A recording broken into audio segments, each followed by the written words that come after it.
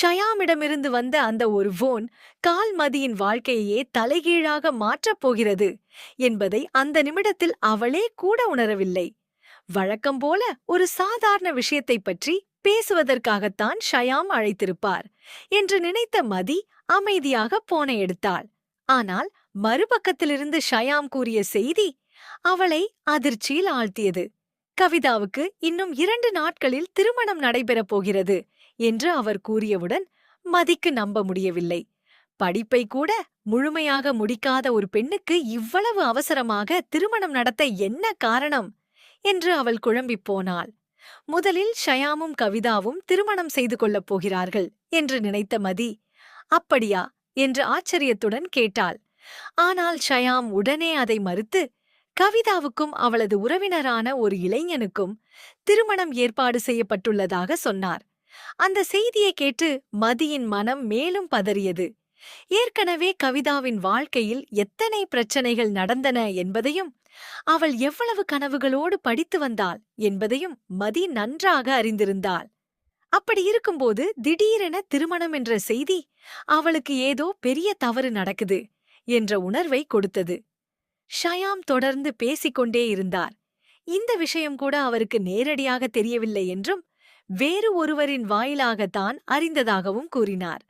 கவிதாவை தொடர்பு கொள்ள பலமுறை முயற்சி செய்ததாகவும், ஆனால் தனது எண்ணை கவிதாவின் குடும்பத்தினர் தடை செய்துவிட்டதால் அவளிடம் பேச முடியவில்லை என்றும் சொன்னார். அந்த வார்த்தைகள் மதியின் கோபத்தை தூண்டின. ஒருவரை காதலித்து அவருடன் வாழ்க்கையை கனவு கண்ட ஒரு பெண் திடீரென்று வேறு ஒருவரை திருமணம் செய்து கொள்ள ஒப்புக்கொள்வாளா என்று அவள் கேட்டாள். அதற்கு ஷயாம் கவிதாவுக்கு வேறு வழியில்லை என்றும் அவளது பெற்றோர் கட்டாயப்படுத்தியிருப்பார்கள் என்றும் கூறினார். அவருடைய குரலில் இருந்த ஏமாற்றமும் வேதனையும் மதிக்கு தெளிவாக உணரப்பட்டது. கவிதா மனதளவில் எவ்வளவு துன்பத்தில் இருப்பாள் என்று நினைத்தவளுக்கு அவளை உடனே சென்று பார்க்க வேண்டும் போல தோன்றியது. ஆனால் நிலைமை அதைவிட சிக்கலானதாக இருப்பதை ஷயாம் அடுத்த நிமிடமே வெளிப்படுத்தினார். முன்பு இந்த பிரச்சனையில் பலர் தலையிட்டு கவிதாவின் படிப்பு முடியும் வரை திருமணம் நடத்தக்கூடாது என்று கூறியிருந்தார்கள் என்பதை மதி நினைவுபடுத்தினாள். குறிப்பாக யாரும் அவளது விருப்பத்திற்கு எதிராக முடிவெடுக்கக்கூடாது என்று எச்சரிக்கப்பட்டிருந்தது. ஆனால் ஷயாம் அதெல்லாம் பழைய கதை என்று கூறினார். இப்போது நிலைமை மாறிவிட்டது. மீண்டும் இந்த விஷயத்தில் தங்கராஜ் தலையிட்டிருப்பதாகவும் அவர் முடிவு செய்த பிறகு யாராலும் அதை மாற்ற முடியாது என்றும் கூறினார். அந்த பெயரை கேட்டவுடன் மதியின் முகம் மாறியது. ஏற்கனவே தங்கராஜின் பல முடிவுகள் பலரது வாழ்க்கையை பாதித்திருப்பதை அவள் பார்த்திருந்தாள். இருந்தாலும் கவிதா தன்னுடைய விருப்பத்தை வெளிப்படையாக கூறினாள். யாராலும் அவளை கட்டாயப்படுத்த முடியாது என்று மதி வாதிட்டாள். ஆனால் ஷயாம் அதற்கு சம்மதிக்கவில்லை.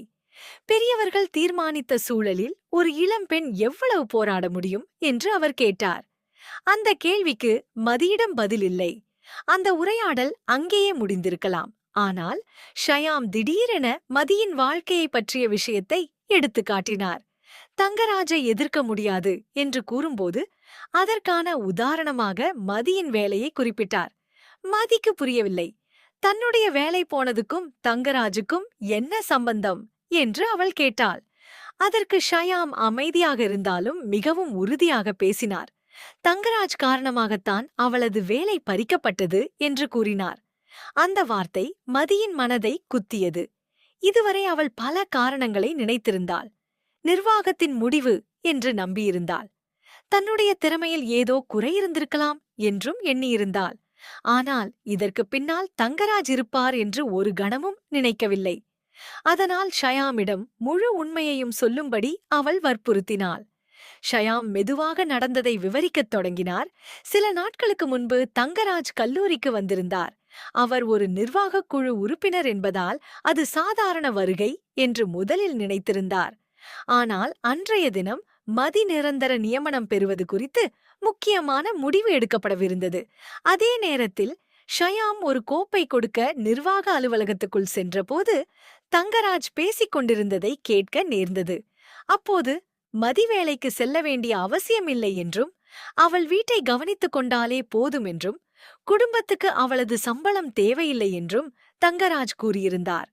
அந்த பரிந்துரைக்குப் பிறகுதான் மதி நிரந்தரமாக்கப்படாமல் வேலையிலிருந்து நீக்கப்பட்டதாக ஷயாம் சொன்னார்.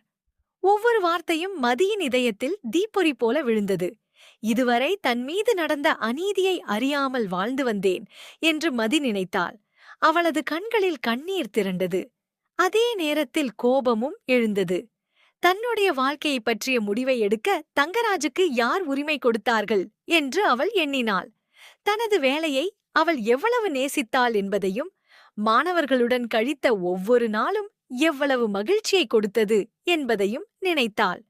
அந்த கனவை ஒருவரின் விருப்பத்திற்காக பறித்துவிட்டார்கள் என்ற உண்மை அவளை உலுக்கியது. இதை அறிந்த பிறகும் அமைதியாக இருக்க முடியாது என்று முடிவு செய்தாள்.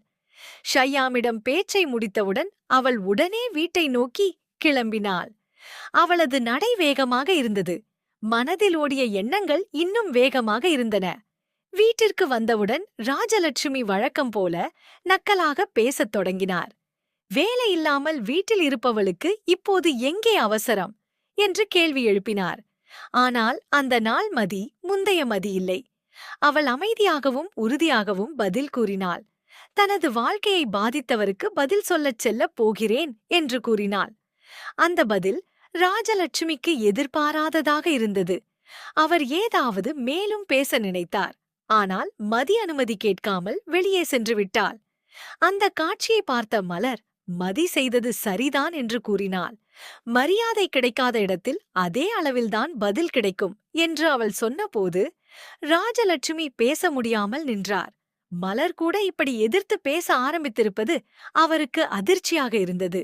மதி நேராக தனது தந்தை ராமமூர்த்தியை சந்திக்க சென்றாள். அவரை பார்த்தவுடன் தன் மனதில் இருந்த வேதனையெல்லாம் வெளிப்படுத்தினாள்.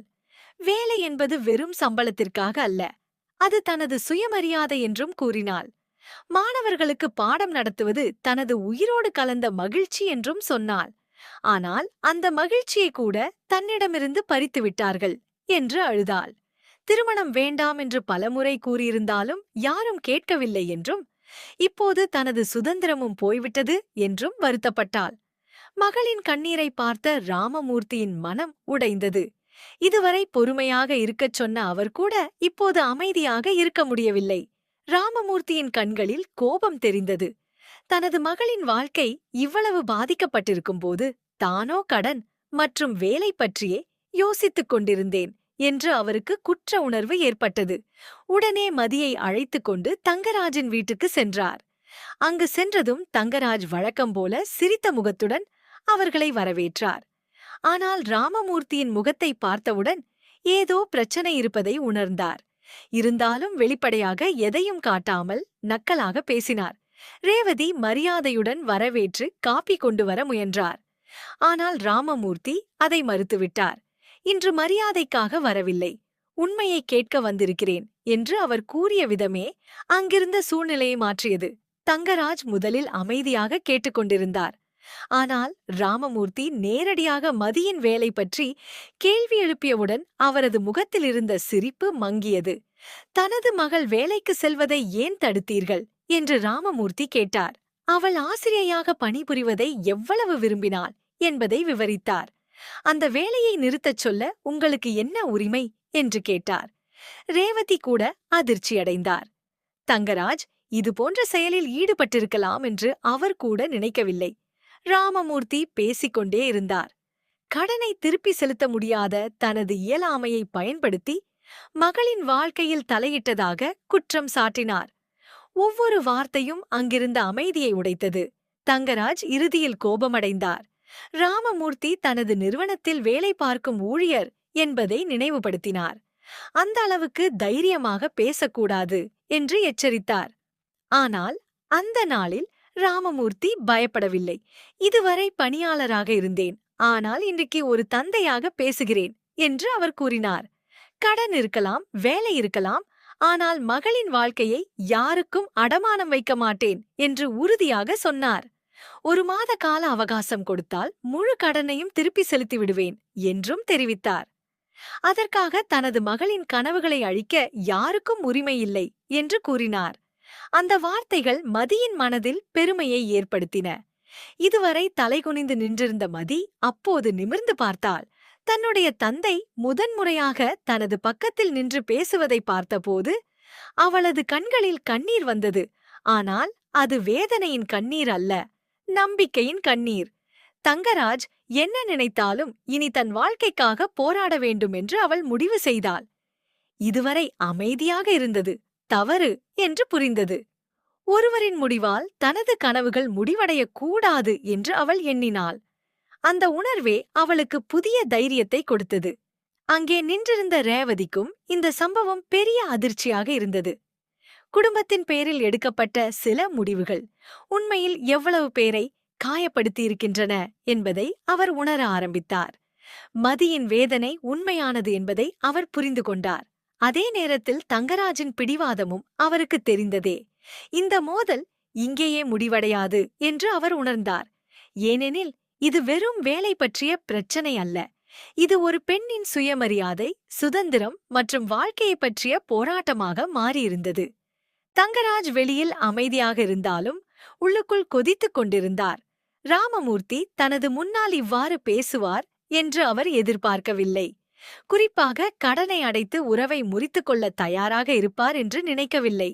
இதுவரை தனது கட்டுப்பாட்டுக்குள் இருந்தவர்கள் இப்போது ஒன்றன் பின் ஒன்றாக எதிர்த்து நிற்க ஆரம்பித்திருந்தார்கள்.